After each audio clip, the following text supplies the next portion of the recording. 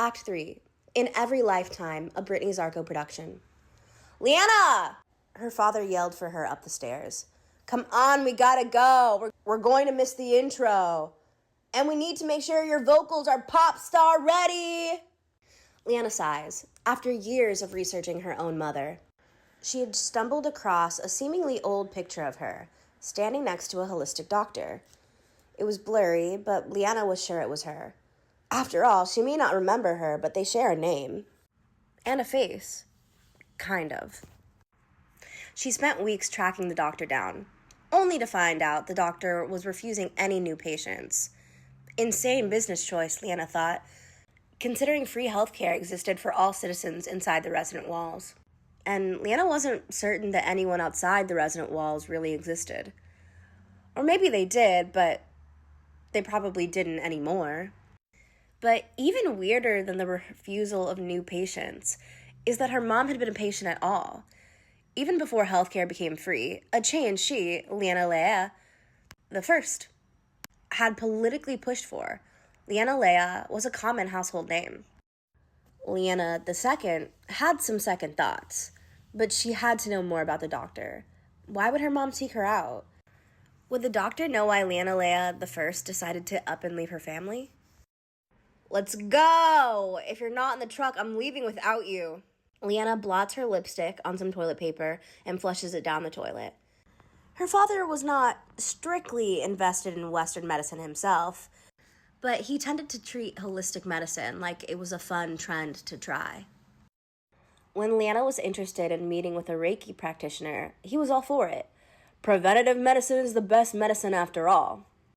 Leanna had found the practitioner through a reverse search of the photo of her mom and the holistic doctor.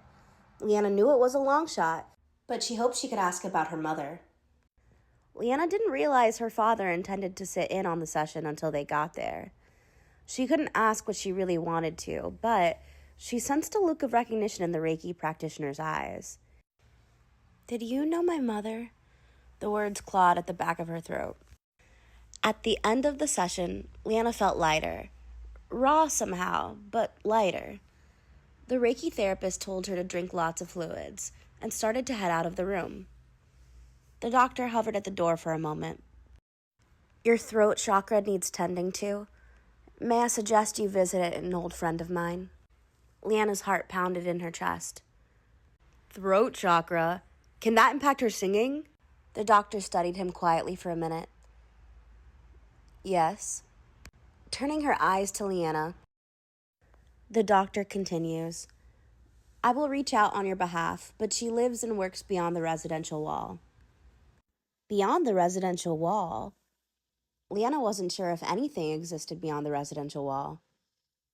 Leanna had grown up hearing stories of people outside of the wall, that they were horrible and they beat each other for any food or water they could find.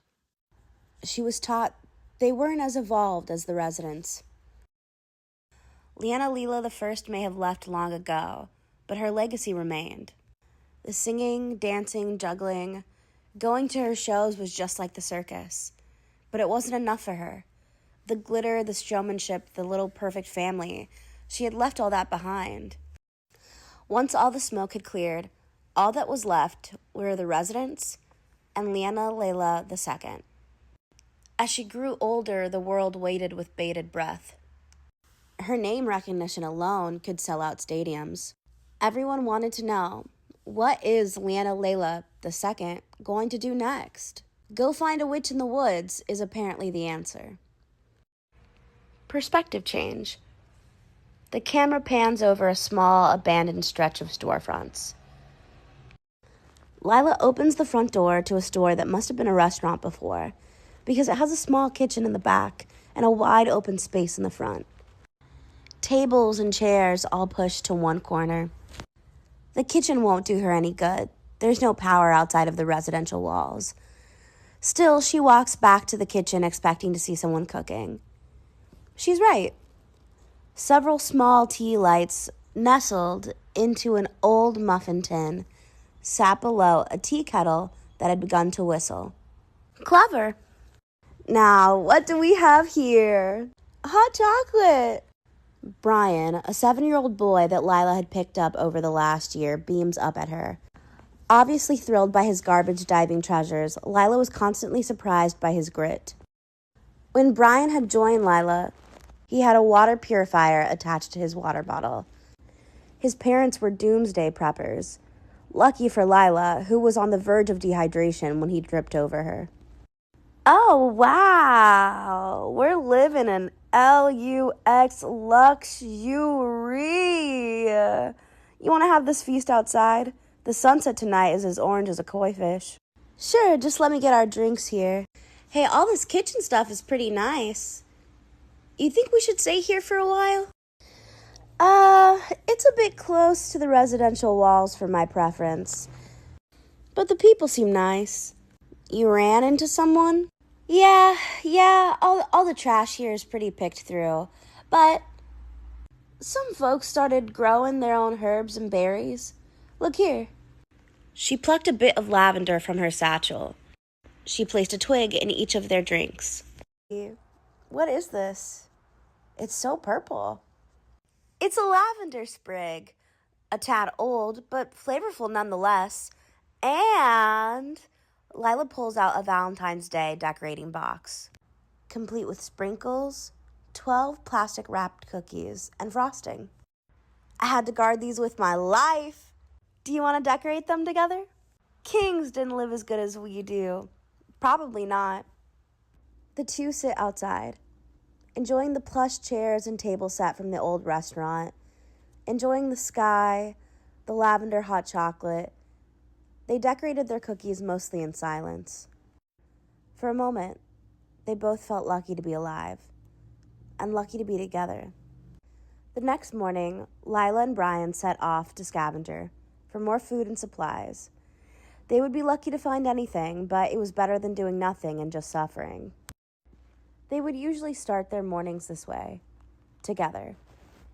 Then they would split ways to double their surface area for good luck. To add a little whimsy, they made up a game. They would spin in a circle while pointing, count to 7, and whatever direction they ended up pointing in is where they would head. On this day, however, they ended up pointing in the same direction. This never happened. Laughing, Lila says, "Well, what do you say?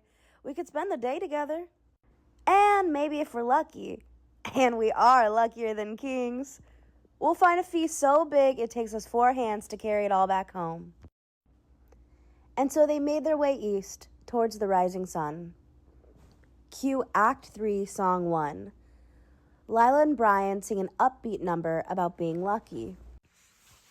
Thank you, Earth. Thank you, trees. Thank you for the breeze. Can't you see we're lucky as bees? You and I, we might have well have been king. You and I, you and me. Oh, you and I, we might as well have been kings. You and me, we're better than kings. Yeah, we've got heart, we've got soul, we've got you and me. Now we're on a roll. How lucky are we? You and me, yes, we. Oh, and just you wait and see. How lucky can we be? As the two wander down the road, they come across a trail that leads into the woods. It winds uphill. The thick forest seemed to grow somehow thicker around them. As they pause to rest, they notice the forest here was quieter. It smelled different. It smells like baking bread. I think I'm hallucinating. Maybe we should stop for a bit. Hallucinating or not, I haven't smelled warm bread in so long. Wait, you can smell that too? Lila immediately tensed. If somebody was making bread, who? And would they kill to protect it? We should turn around, Brian whines. What? We could just stay in the tree line, scope out the sitch. Or you could just join us for dinner. A voice from behind them startles them both. Before them was an older woman, long silvery hair. If you couldn't see her feet on the ground, you would have sworn She was floating just a little bit. No, Dad, that's not what we're here for. None of these old crones are going to affect the streaming numbers. It's the perfect opportunity. Hey, excuse me, do you mind if after your throat chakra class, my daughter performs a little something? It's a great opportunity for her to practice. And you guys can see if that chakra throat thingy worked. The lady at the desk was quiet for a long time. Would you like to sing for us? The old lady set her eyes only on Leanna. Oh, of course she does, her father answered. Don't you know who you're talking to? Do you know who I am? It's fine, really. My dad's right. It'd be a great opportunity.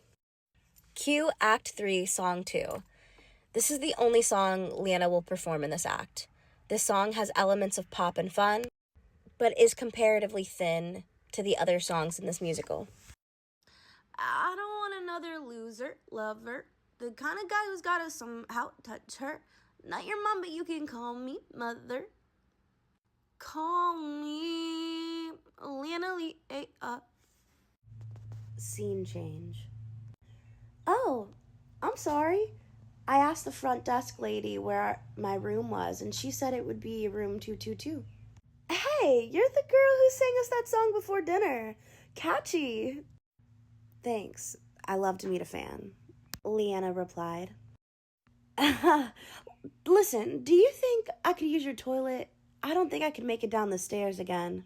At least not without a little bit of pee streaming down my leg, and I just got these squeaky clean.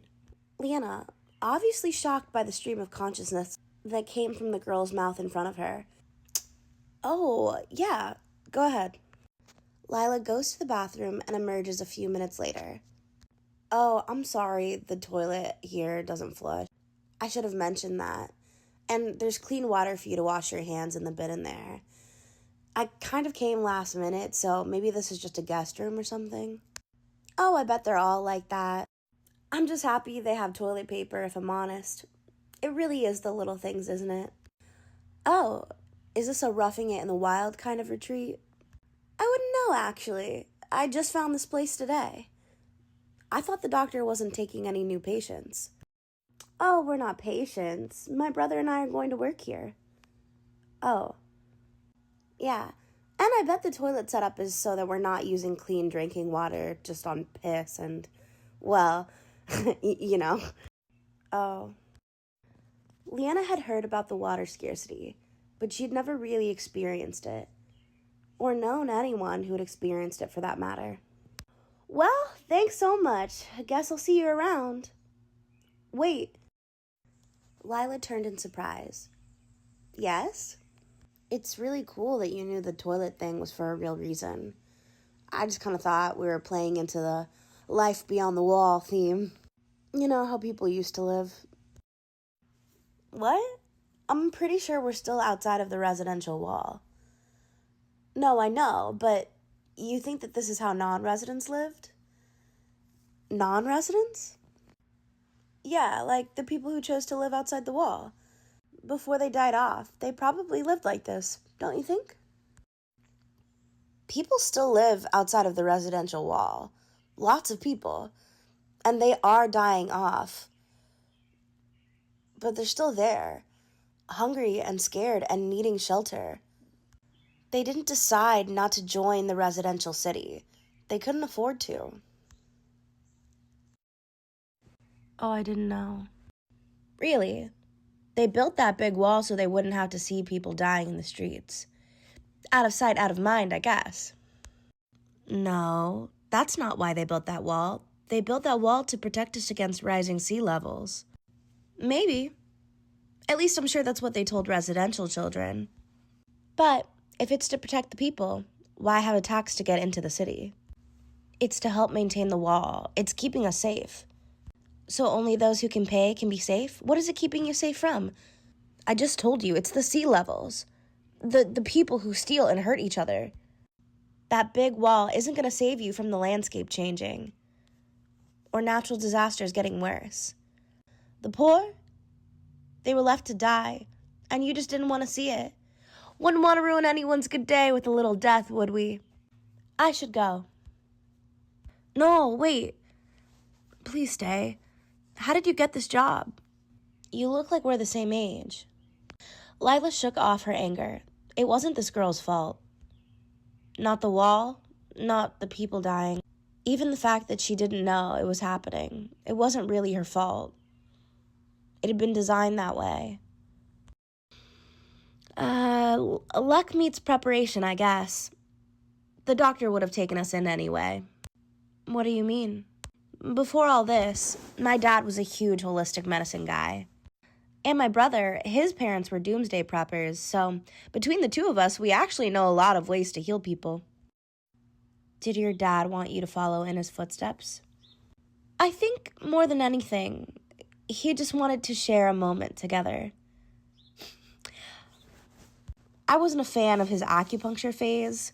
No needles in the face for me, thank you very much, but I liked the singing bowls and the meditation retreats. Mostly we just sat outside for those. Oh, if the results say anything, no one in my family ever really got sick. We were in balance with Mother Earth's energy, as my dad liked to say. Cue Act 3, Song 3. Act 3. A moment together. Let us just be in this moment together. Come here, sit with me, take a deep breath.